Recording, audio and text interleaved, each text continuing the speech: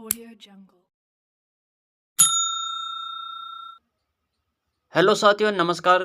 CDP PYQ series हम यहाँ पर देख रहे हैं। कुल 30 क्वेश्चन होंगे। इसमें सभी पिछली प्रतियोगी परीक्षाओं से आए हुए क्वेश्चन है और हमारा टॉपिक है बाल विकास। इससे रिलेटेड क्वेश्चन हम यहाँ पर देखने वाले हैं, जिसमें हम कोहलबर्ग, जीन पियाजे, वाइगोत्स्की, सिगमंड फ्राइड से संबंधित क्वेश्चन देखेंगे।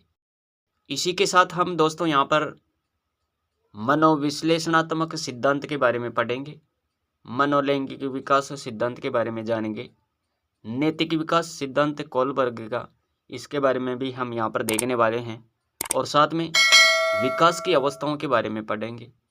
अभिवृद्धि और विकास में क्या अंतर है, ये सब हम यहाँ पर कवर करने वाले हैं। तो सीरीज आपके लिए अति महत्वपूर्ण होने टेट 2024 के लिए ये अति महत्वपूर्ण सीरीज है दोस्तों। तो सभी 30 क्वेश्चन आप ज़रूर यहाँ पर देखिएगा, इससे आपकी तैयारी बेहतर होने वाली है।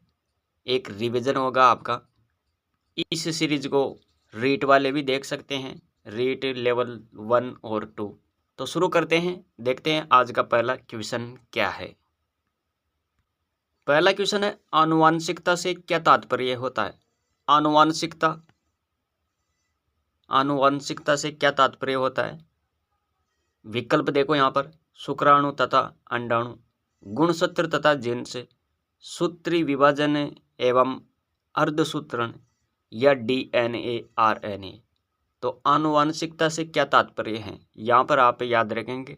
इसका जो सही विकल्प हो जाएगा साथियों, विकल्प बी आपका यहाँ पर सही होगा, गुणसूत्र तथा जीन्स। आनुवांशिकता कहते किसे हैं, आनुवांशिकता कहते किसे हैं, इसके बारे में हम यहाँ पर पढ़ते हैं। एक पीढ़ी से दूसरी पीढ़ी तक जीन के माध्यम से लक्षणों या विशेषताओं का हस्तांतरण, यानी एक पीढ़ी यानी माता पिता से दूसरी पीढ़ी उनकी संतान तक जीन या गुणसूत्र के माध्यम से लक्षण या विशेषताओं का क्या होता है, हस्तांतरण होता है साथियों, इसे ही कहते हैं। दूसरा क्वेश्चन देखो, क्वेश्चन को ध्यान से पढ़ना। यहाँ पर किस सिद्धांत का प्रतिपादन फ्राइड के द्वारा किया गया, वह कौन सा सिद्धांत है, इनमें से बताना है। संज्ञानात्मक विकास सिद्धांत है, मनोसामाजिक सिद्धांत है, उद्दीपक अनुक्रिया सिद्धांत है, या फिर मनोविश्लेषणात्मक सिद्धांत है। सिगमंड फ्राइड का यहाँ पर कौन सा सिद्धांत है वो बताइए। तो यहाँ पर आप याद रखेंगे, सिगमंड फ्राइड का जो सिद्धांत है वो है मनोविश्लेषणात्मक सिद्धांत है, मनोविश्लेषणात्मक सिद्धांत है। इसके साथ आप मनोलैंगिकी विकास सिद्धांत भी याद रख सकते हैं। और ये कहते किसे हैं, मनोविश्लेषणात्मक सिद्धांत के बारे में आप क्या पढ़ते हैं। तो देखो यहाँ पर मनोविश्लेषणात्मक सिद्धांत है ये, और अगर आपने नहीं पढ़ा है तो यहाँ पर देखें, मनोविश्लेषणात्मक सिद्धांत, इसके प्रवर्तक कौन है, इसके प्रवर्तक है दोस्तों सिगमंड फ्राइड। इन्होंने मन की 3 दशाएं बताई, चेतन, अचेतन, अर्धचेतन। चेतन मन किसे कहते हैं, चेतन मन का संबंध वर्तमान से है। मन का यह वह भाग है जो तत्कालीन ज्ञान से संबंधित होता है, और यह संपूर्ण भाग का कितना होता है, तो ये आप यहाँ पर याद रखेंगे। दूसरा हम देखते हैं अचेतन मन। ये सबसे बड़ा भाग अचेतन मन का होता है, सबसे बड़ा भाग अचेतन मन का। इसमें क्या होता है, ये दमित इच्छाओं का भंडार है, और ये संपूर्ण भाग का कितना होता है, यानी 10 में से 9 भाग किसके होते हैं, अचेतन मन के। तीसरी जो दशा है मन की वो कौन सी है, अर्धचेतन मन। अर्धचेतन मन में क्या होता है, जीभ का लड़खड़ा जाना, परिचित नामों को भूल जाना, ये सब क्रियाएं अर्धचेतन में आती है। व्यक्तित्व संरचना की दृष्टि से फ्राइड ने 3 स्थितियों का भी वर्णन किया है। 3 स्थितियां कौन कौन सी है, id, ego, super ego. Id की बात करें तो यह इच्छाओं की जननी है, और इसे उचित अनुचित का कोई ज्ञान नहीं होता है, क्योंकि ये आनंद सिद्धांत को मानता है। और दूसरा है ईगो, इसे वास्तविक सिद्धांत भी कहते हैं, और इसका जो कार्य होता है वो है व्यवहार पर नियंत्रण, इच्छाओं तथा वास्तविकताओं के बीच में संतुलन बनाए रखना। परम अहम की बात करें तो यानी सुपर ईगो, इसका विकास सबसे देर से होता है, यानी सबसे लास्ट में होता है इसका विकास, और इसे आदर्शवादी या नैतिकता का सिद्धांत भी कहते हैं। इसमें व्यक्ति के अंदर पछतावे की भावना आती है। यह है मनोविश्लेषणात्मक सिद्धांत, जिसके बारे में हमने यहाँ पर अच्छे से पढ़ लिया है। इसके बाद में देखते हैं अगला क्वेश्चन क्या है। तीसरा क्वेश्चन है, फ्राइड ने मनोलैंगिक विकास की कुल कितनी अवस्थाएं बताई है? फ्राइड ने मनोलैंगिक विकास की कितनी अवस्थाएं बताई है? 7, 2, 5, 6। तो मनोलैंगिक विकास की कुल अवस्थाएं हैं 5 फ्राइड के अनुसार। कौन कौन सी है? तो ये हम मनोलैंगिक विकास सिद्धांत में पढ़ेंगे यहाँ पर। इसके प्रवर्तक कौन है? Sigmund Freud. और फ्राइड के अनुसार किसी व्यक्ति के व्यक्तित्व विकास पर उसकी काम शक्ति का प्रभाव पड़ता है। फ्राइड ने इस काम शक्ति को लिबिडो की संज्ञा दी है। व्यक्ति के वे सभी कार्य जिनसे उसे सुख मिलता है लिबिडो से संबंधित होते हैं। शैशव कामुकता की बात करें तो साथियों यहाँ पर आपको याद रखना है, शैशव कामुकता किसे कहते हैं? तो इसमें आपको याद रखना है यहाँ पर, फ्राइड के अनुसार बच्चों में भी काम वासना होती है, लेकिन ये काम वासना किशोरावस्था की काम वासना से भिन्न होती है। अतः यह समझा जा सकता है कि काम शक्ति जीवन के प्रारंभ से ही बालक में विद्यमान रहती है। फ्राइड ने व्यक्ति के मनोलैंगिक विकास की 5 अवस्थाओं का वर्णन किया है, और ये 5 अवस्थाएं कौन कौन सी है? सबसे पहले बात करते हैं मुख्य अवस्था की, ओरल स्टेज बोलते हैं इसे, और ये शैशवकालीन कामुकता की पहली अवस्था मानी जाती है। और इसका समय क्या रहता है?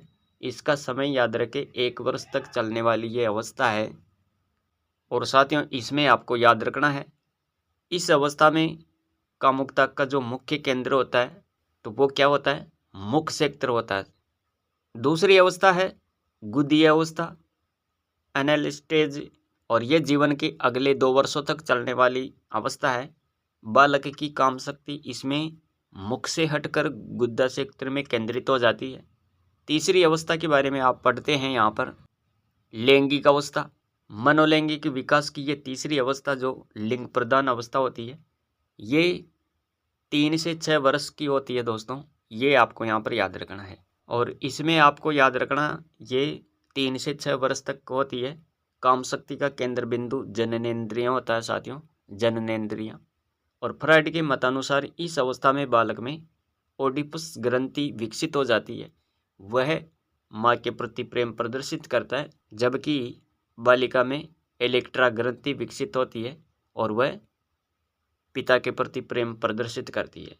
तो ये तीसरी अवस्था है जो आप यहाँ पर देखते हैं।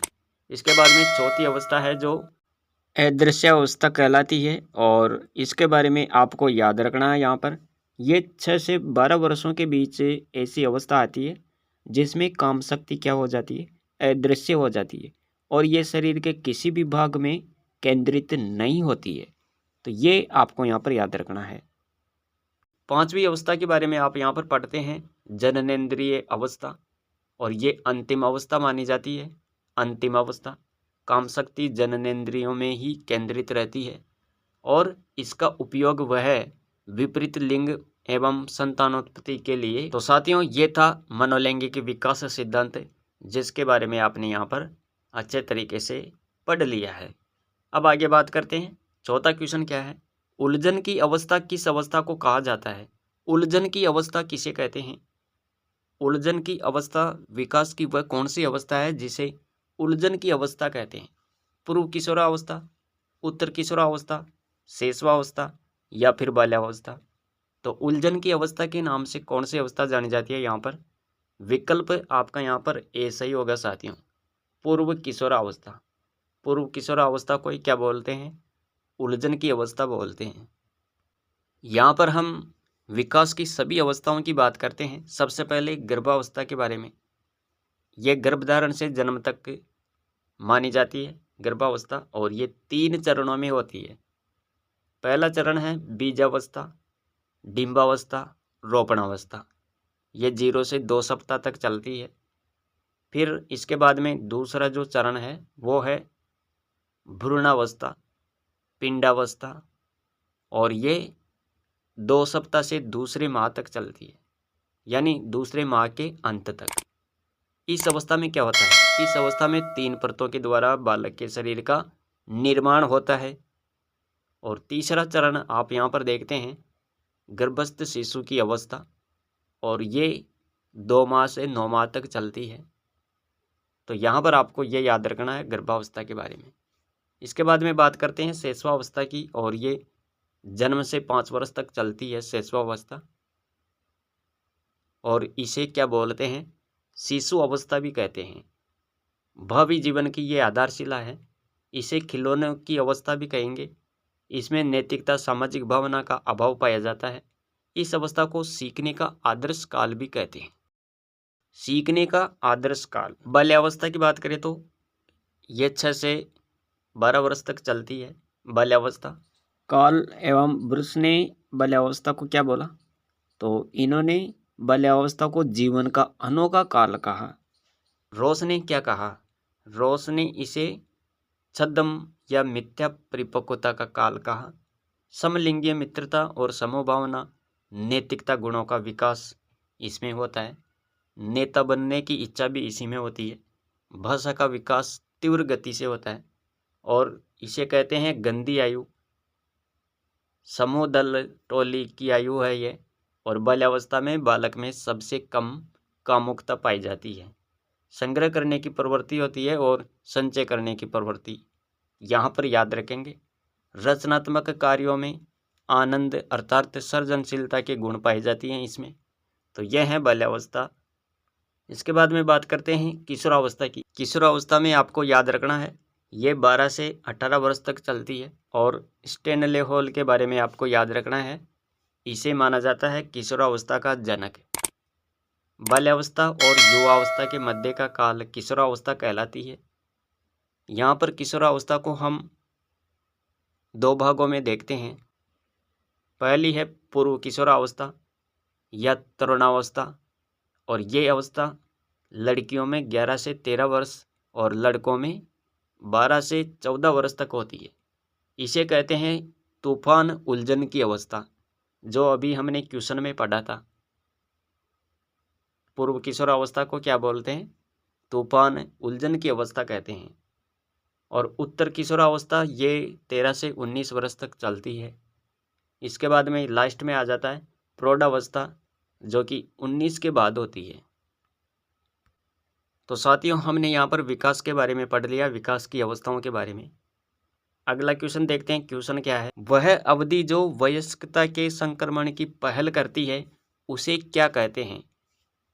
बाल्यावस्था की समाप्ति या किशोरावस्था, मध्य बाल्यावस्था, पूर्व क्रियात्मक अवधि। बताओ यहाँ पर सही विकल्प क्या होगा? तो साथियों याद रखना, यहाँ पर इसका सही उत्तर होगा विकल्प बी होगा। यहाँ पर विकल्प बी में क्या है? किशोरावस्था। वह अवधि जो वयस्कता के संक्रमण की पहल करती है उसे क्या कहते हैं? किशोरावस्था कहते हैं। किशोरावस्था के बारे में हमने पढ़ लिया, लेकिन मध्य बाल्यावस्था के बारे में हमने नहीं पढ़ा, तो इसके बारे में भी देख लो। यहाँ पर कॉल के अनुसार विकास की अवस्थाएं देखो। यहाँ पर कॉल के अनुसार विकास की अवस्थाएं: गर्भावस्था, शैशवावस्था, पूर्व बाल्यावस्था, मध्य बाल्यावस्था और उत्तर बाल्यावस्था। इसके बारे में और देखो, यहाँ पर पूर्व किशोरावस्था, मध्य किशोरावस्था।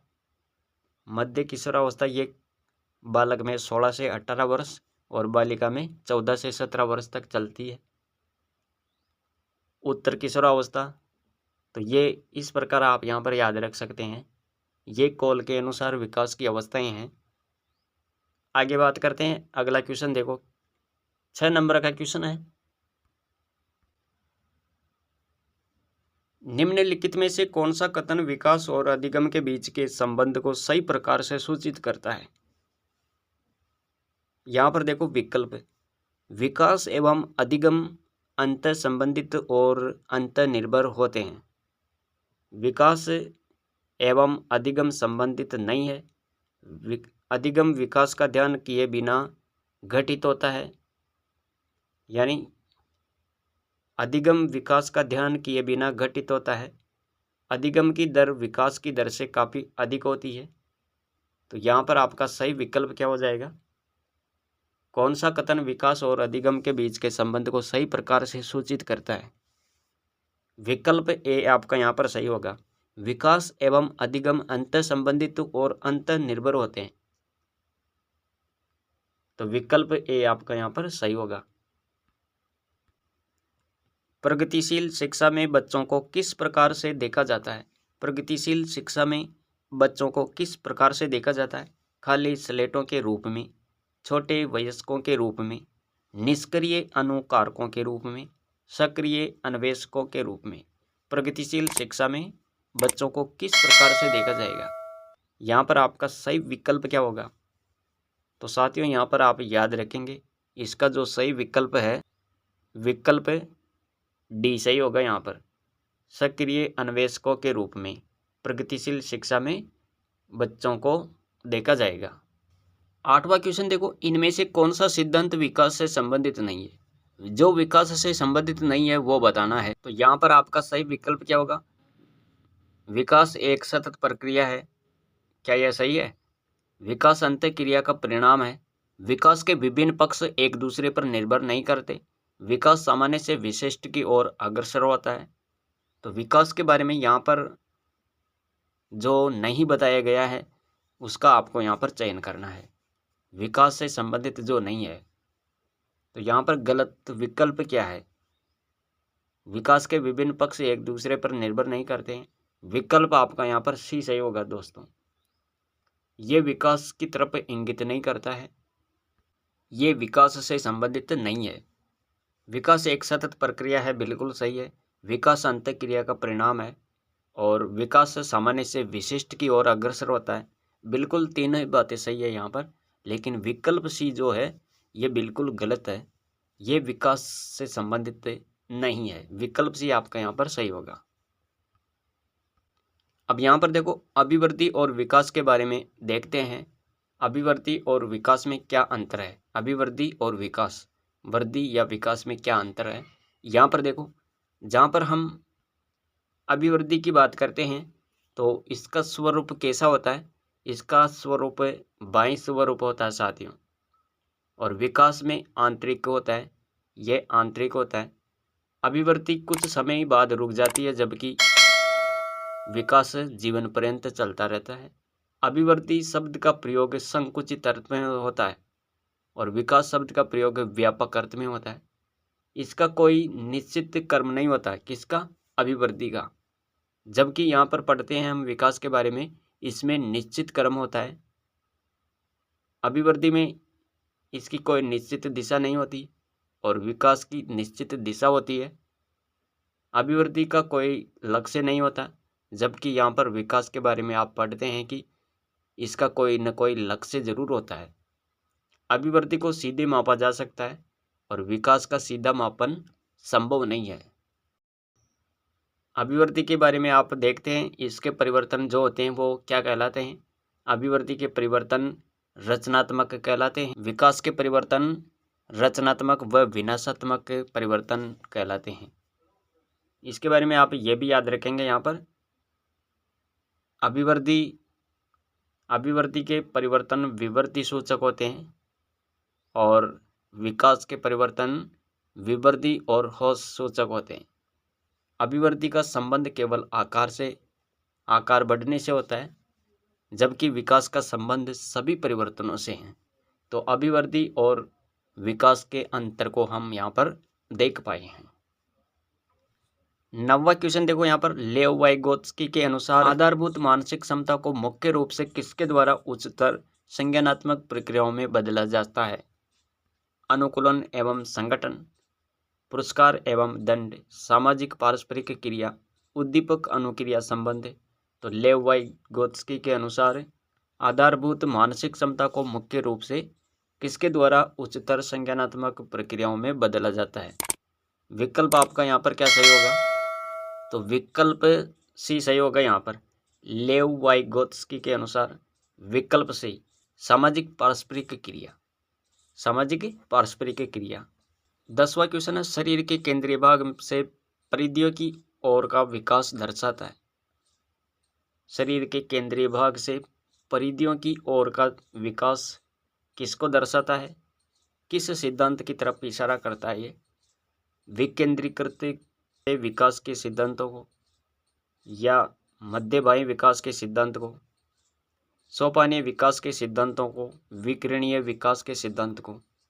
तो यहाँ पर आपका सही विकल्प क्या होगा? किस सिद्धांत से संबंधित है? तो यहाँ पर आप याद रखेंगे विकल्प ए, विकेंद्रीकृत विकास का सिद्धांत है ये। विकल्प ए होगा यहाँ पर, विकेंद्रीकृत विकास के सिद्धांत को। 11वां क्वेश्चन है, परिवार और पास पड़ोस बच्चों के सामाजिकरण की कौन सी एजेंसियां हैं? परिवार और पास पड़ोस और बच्चों के सामाजिकरण की कौन सी एजेंसियां हैं? मनोवैज्ञानिक, प्राथमिक या मध्य या द्वितीयक एजेंसियां? प्राथमिक एजेंसियां हैं ये। प्राथमिक एजेंसियों की बात होगी यहाँ पर। प्राथमिक एजेंसियां, परिवार और पास पड़ोस बच्चों के सामाजिकरण की कौन सी एजेंसियां हैं? प्राथमिक एजेंसियां हैं ये। 12 नंबर का क्वेश्चन है, जीन पियाजे एवं वाइगोत्स्की जैसे मनोवैज्ञानिक संरचनावादी अधिगम को किस रूप में देखते हैं? जीन पियाजे और वाइगोत्स्की जैसे मनोवैज्ञानिक संरचनावादी अधिगम को किस रूप में देखते हैं? सक्रिय विनियोजन से अर्थ निर्माण की प्रक्रिया, कौशलों का अर्जन, प्रतिक्रियाओं का अनुबंधन, निष्क्रिय आवर्तीय प्रक्रिया। विकल्प ए आपका यहाँ पर सही होगा। विकल्प ए में क्या है? सक्रिय विनियोजन से अर्थ निर्माण की प्रक्रिया। 13 नंबर का क्वेश्चन देखो, जो बालक स्वयं मौखिक संवाद करते हैं उन्हें लेव वाइगोत्स्की क्या कहते हैं? जो बालक स्वयं मौखिक संवाद करते हैं उन्हें क्या कहते हैं लेव वाइगोत्स्की के अनुसार? समस्यात्मक वार्ता, समस्यात्मक वार्ता, अहम केंद्रित वार्ता, व्यक्तिगत वार्ता या भ्रांत वार्ता? तो स्वयं मौखिक संवाद हो रहा है यहाँ पर, बालक के द्वारा स्वयं मौखिक संवाद, तो ये किस में आएगा? ये व्यक्तिगत वार्ता के अंदर आ जाएगा। तो ये सही विकल्प होगा, विकल्प सी, व्यक्तिगत वार्ता। अब यहाँ पर देखो 14 नंबर का क्वेश्चन क्या है? 14 नंबर का क्वेश्चन है, पियाजे के अनुसार विशिष्ट मनोवैज्ञानिक संरचनाओं अनुभव से सही अर्थ निकालने के व्यवस्थित तरीके को क्या कहा जाता है? मानसिक मैप, मानसिक उपकरण, स्कीमा या प्रतिमान? तो पियाजे के अनुसार विशिष्ट मनोवैज्ञानिक संरचनाओं को क्या कहते हैं? तो विकल्प आपका यहाँ पर सी सही होगा दोस्तों, स्कीमा। 15 नंबर का क्वेश्चन है, संरचनावादी उपागम बताता है कि ज्ञान की संरचना के लिए अत्यधिक आवश्यक है। क्या आवश्यक है? संरचनावादी उपागम बताता है कि ज्ञान की संरचना के लिए अत्यंत आवश्यक है। क्या आवश्यक है? विद्यार्थी का पूर्व ज्ञान, अनुबंधन, दंड, यंत्रवत याद करना? तो यहाँ पर आपका सही विकल्प क्या होगा? तो साथियों याद रखना, यहाँ पर इसका सही विकल्प ए हो जाएगा, विद्यार्थी का पूर्व ज्ञान ज्ञान की संरचना के लिए अत्यंत आवश्यक है। अगला क्वेश्चन देखते हैं, क्वेश्चन क्या है? 16 नंबर का क्वेश्चन देखो, एक प्रारंभिक कक्षा कक्ष में एक बालक या बालिका अपने साथ जो अनुभव लाते हैं उनके लिए क्या करना चाहिए? उन्हें शामिल कर उनका संचय करना चाहिए, उन्हें अस्वीकार करना चाहिए या उनकी उपेक्षा करनी चाहिए, उन पर ध्यान नहीं देना चाहिए? तो शिक्षक के रूप में आप क्या करेंगे? एक प्रारंभिक कक्षा कक्ष में एक बालक या बालिका अपने साथ जो अनुभव लाते हैं, तो विकल्प आपका यहाँ पर सही क्या होगा? तो दोस्तों याद रखिएगा, यहाँ पर विकल्प ए आपका यहाँ पर सही होने वाला है। एक प्रारंभिक कक्षा कक्ष में एक बालक या बालिका अपने साथ जो अनुभव लाते हैं उन्हें शामिल कर उनका संचय करना चाहिए। अगला क्वेश्चन देखते हैं, क्वेश्चन क्या है? 17 नंबर का क्वेश्चन देखो, लेव वाइगोत्स्की के अनुसार अधिगम है लेव वाइगोत्स्की के अनुसार अधिगम क्या है? किस प्रकार की गतिविधि है ये? एक अनुबंधित गतिविधि है, एक सामाजिक गतिविधि, या फिर एक व्यक्तिगत गतिविधि है, एक निष्क्रिय गतिविधि? तो लेव वाइगोत्स्की के अनुसार अधिगम क्या है? कौन सी गतिविधि है ये? तो यहाँ पर आपका सही विकल्प हो जाएगा विकल्प बी। विकल्प बी आपका यहाँ पर सही होगा। एक सामाजिक गतिविधि है ये अधिगम। क्वेश्चन है 18 नंबर का, किसी भाषा के स्वीकृत ध्वनि संयोजनों को इसके नियमों के अंतर्गत बताया जाता है। ध्वनि संयोजनों की बात हो रही है तो यहाँ पर क्या आ जाएगा सही विकल्प? व्याकरणिक, वाक्यात्मक, विभक्ति, विषय के, ध्वनि संबंधी। ध्वनि संबंधी है तो ध्वनि संबंधी होगा। यहाँ पर कौन से नियम के अंतर्गत आएगा ये? ध्वनि संबंधी नियमों के अंतर्गत। ध्वनि संबंधित नियमों के अंतर्गत बताया जाता है ये किसी भाषा के स्वीकृत ध्वनि संयोजनों को। विकल्प डी सही होगा यहाँ पर। अगला क्वेश्चन देखते हैं। पूर्व संक्रियात्मक काल में आने वाली संज्ञानात्मक योग्यता है। कौन सी योग्यता? लक्ष्य, उद्दिष्ट, व्यवहार की योग्यता, दूसरे के दृष्टिकोण को समझने की योग्यता, अभिकल्पना, निष्कर्ष चिंतन, अमूर्त चिंतन की योग्यता।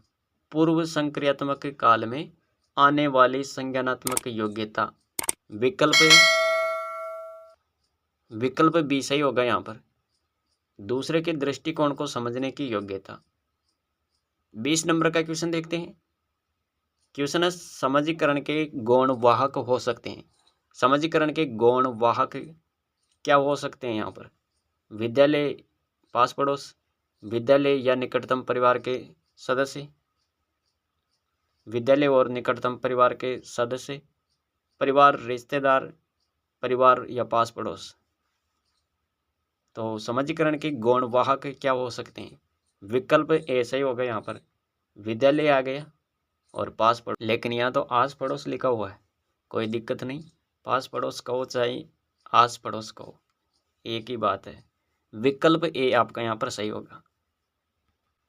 इसके बाद में देखो 21 नंबर का क्वेश्चन क्या है? लेव वाइगोत्स्की के अनुसार संज्ञानात्मक विकास का मूल कारण है। संज्ञानात्मक विकास का मूल कारण क्या है? सामाजिक अन्योन्य क्रिया, मानसिक प्रारूपों का समायोजन, उद्दीपक अनुक्रिया, युग्मन, संतुलन। लेव वाइगोत्स्की। तो यहाँ पर आपका सही विकल्प हो जाएगा विकल्प ए, सामाजिक अन्योन्य क्रिया। कोहलबर्ग ने प्रस्तुत किए। कोहलबर्ग ने क्या प्रस्तुत किए? संज्ञानात्मक विकास के चरण, या शारीरिक विकास के चरण, संवेगात्मक विकास के चरण, या फिर नैतिक विकास के चरण को कोहलबर्ग ने क्या प्रस्तुत किए? यहाँ पर विकल्प। तो कोहलबर्ग के बारे में आपको याद रखना है, इसने नैतिक विकास का सिद्धांत दिया था कोहलबर्ग ने। तो विकल्प डी आपका यहाँ पर सही होगा। नैतिक विकास के चरण बताए इन्होंने, कोहलबर्ग ने। विकल्प डी सही हो गया यहाँ पर। और नैतिक विकास सिद्धांत के बारे में भी पढ़ लेते हैं यहाँ पर। नैतिक विकास सिद्धांत ये रहा। इसके प्रवर्तक कौन है? इसके प्रवर्तक है कोहलबर्ग। और कोहलबर्ग ने नैतिक विकास की कुल 6 अवस्थाओं का वर्णन किया, लेकिन इन्होंने दो अवस्थाओं को एक साथ मिलाकर 3 स्तरों में बांटा। और ये 3 स्तर कौन कौन से हैं? तो यहाँ पर देखो 3 स्तर याद रखना यहाँ पर। पूर्व परंपरागत स्तर, और ये 4 से 10 वर्ष तक चलता है। परंपरागत स्तर, और ये चलता है 10 से 13 वर्ष। पश्चिम परंपरागत स्तर की बात करें तो ये 13 वर्ष के बाद है, या 13 वर्ष बाद चलता है। 22 नंबर का क्वेश्चन देखो। पियाजे के सिद्धांत के अनुसार बच्चे निम्न में से किसके द्वारा सीखते हैं?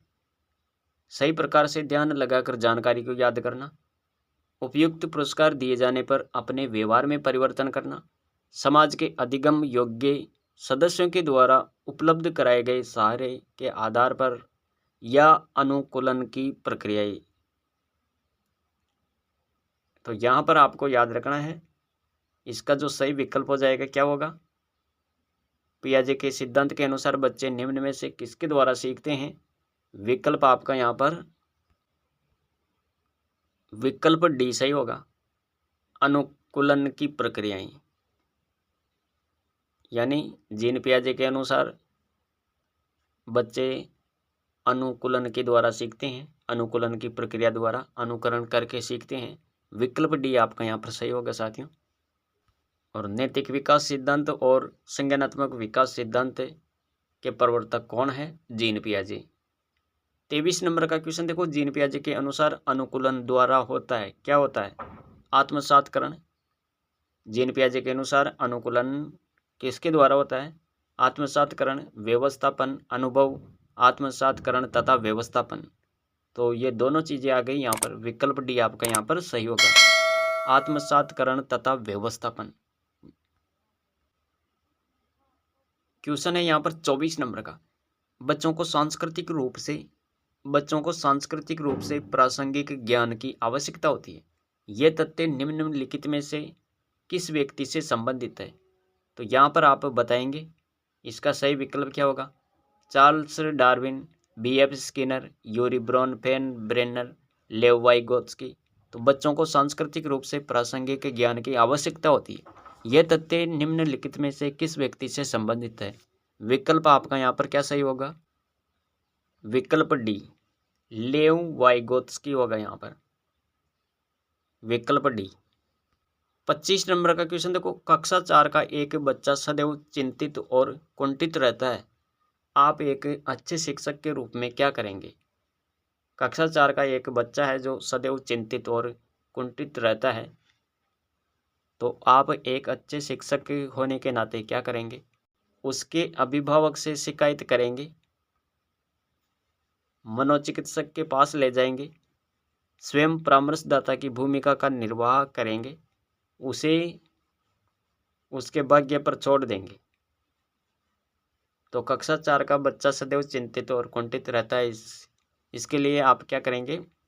तो याद रखें यहाँ पर इसका सही विकल्प सी सही होगा, स्वयं परामर्शदाता की भूमिका का निर्वाह करेंगे, विकल्प सी। क्वेश्चन है, कक्षा में जेंडर रूढ़िबद्धता से बचने के लिए एक शिक्षक को क्या करना चाहिए?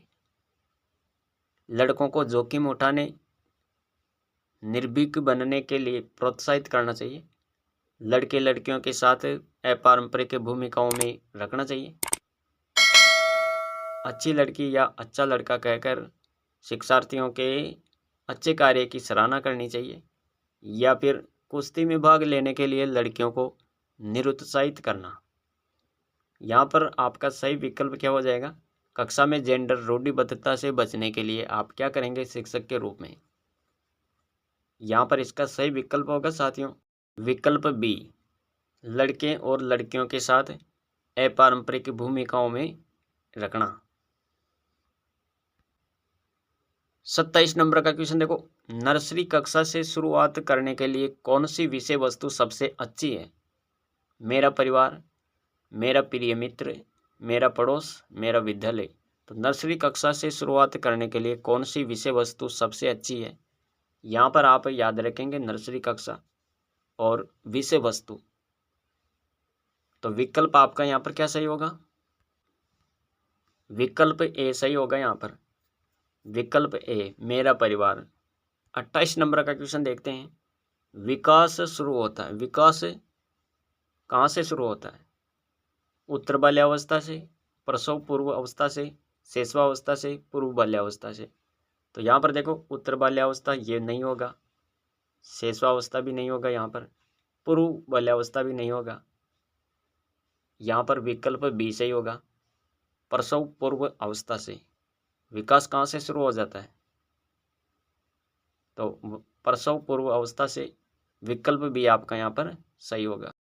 विकास तो माँ के गर्भ से ही शुरू हो जाता है, प्रसव पूर्व अवस्था, विकल्प भी आपका यहाँ पर सही होगा। इसके बाद में देखो यहाँ पर 29 नंबर का क्वेश्चन है, प्रकृति पोषण विवाद में प्रकृति से क्या अभिप्राय हैं? जैविकीय विशिष्टताएं या वंशानुक्रम सूचनाएं, एक व्यक्ति की मूल वृत्ति, एक व्यक्ति की मूलवृत्ति, भौतिक और सामाजिक संचार की जटिल शक्तियाँ, हमारे आसपास का वातावरण। तो प्रकृति पोषण विवाद में प्रकृति से क्या अभिप्राय है? यहाँ पर सही विकल्प क्या हो जाएगा? विकल्प ए सही होगा यहाँ पर। जैविकीय विशिष्टताएं या वंशानुक्रम सूचनाएं।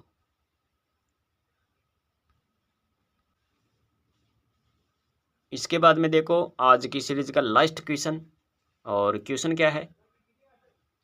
योग्यता व योग्यता समूहीकरण के परिप्रेक्ष्य में निम्नलिखित में से कौन सा कथन सत्य है? छात्र असहिष्णु होते हैं, वह भेदों को स्वीकार नहीं करते। विभिन्न योग्यता वाले समूहों को ग्रहण करने के लिए अध्यापकों को बहुस्तरीय शिक्षण को विद्यार्थी समूहों में बेहतर सीखते हैं। अबाध व प्रभावी शिक्षण हेतु कक्षा को समरूपी होना चाहिए। तो यहाँ पर आपका सही विकल्प क्या हो जाएगा? योग्यता व योग्यता समूहीकरण के परिप्रेक्ष्य में निम्नलिखित में से कौन सा कथन सत्य है? यहाँ पर साथियों याद रखना, आपका सही विकल्प क्या हो जाएगा? विकल्प बी। विभिन्न योग्यता वाले समूहों को ग्रहण करने के लिए अध्यापकों को बहुस्तरीय शिक्षण को अपनाना चाहिए, विकल्प बी। तो दोस्तों ये थी आज की सीरीज जिसमें हमने कुल 30 क्वेश्चन यहाँ पर देखने की कोशिश की है, और इसके साथ हमने प्रमुख सिद्धांतों के बारे में भी जाना है। और ये सीरीज अगर आपको पसंद आई है तो वीडियो को कर दीजिए लाइक। चैनल पर पहली बार देख रहे हो तो चैनल को भी सब्सक्राइब कर लीजिए, और साथ में ऑल नोटिफिकेशन ऑन करें ताकि अगला वीडियो आए तो उसकी सूचना मिल सके आपको। और ये सीरीज अपने मित्रों के साथ शेयर ज़रूर करें ताकि अधिक से अधिक विद्यार्थी मित्रों को फ़ायदा हो सके। तो मिलेंगे अगली सीरीज में, आज के लिए इतना ही। Thanks for watching.